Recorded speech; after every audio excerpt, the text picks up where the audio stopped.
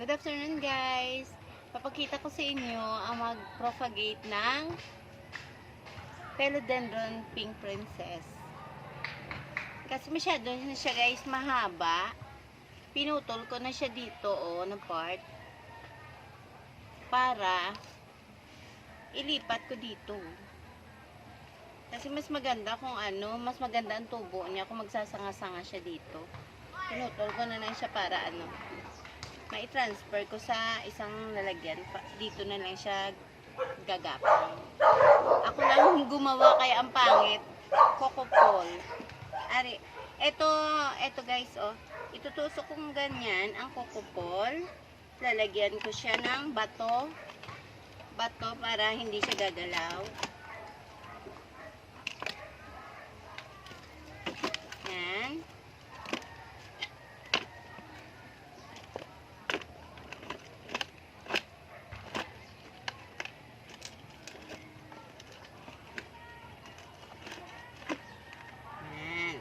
Ganyan. Behave na siya guys. Hindi na siya gagalaw. Stay put.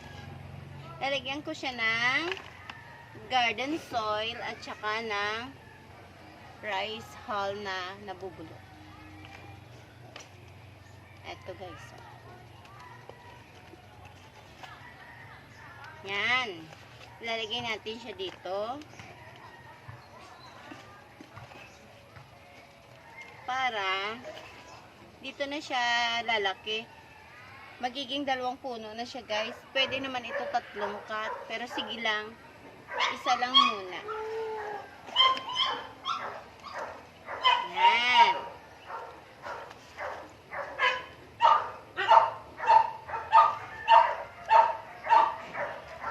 Ganyan guys. Tapos ang gagawin natin, ilalagay natin siya dito ng part. Kasi mas maano siya dito mas maluwag. Maganda ang tubo niya. Dami niyang aerial roots ilalagay na lang natin dito. Ganyan. Tusok ko guys. Tapos talagyan ko ng additional na mga rice hull na nabubulok. Tapos para maganda, hindi siya gagalaw, tatalian natin ang Pink Princess dito.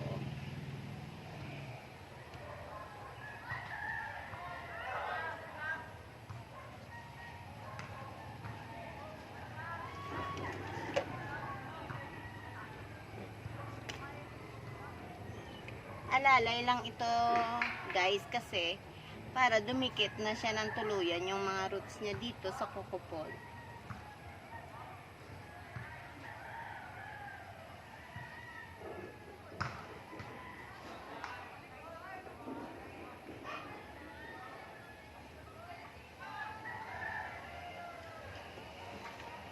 Yan.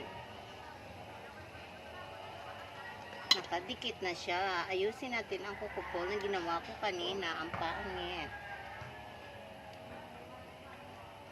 Yan. Tcharan!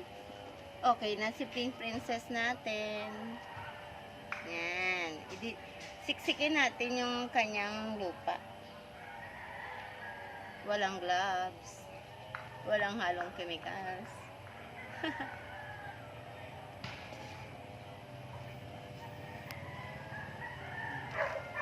Na guys. Ganda. Tutubo na lang siyang ganyan. Dire-diretso ng pagganyan.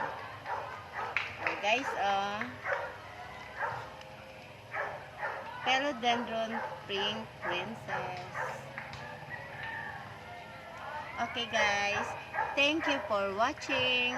See you again next vlog. Bye.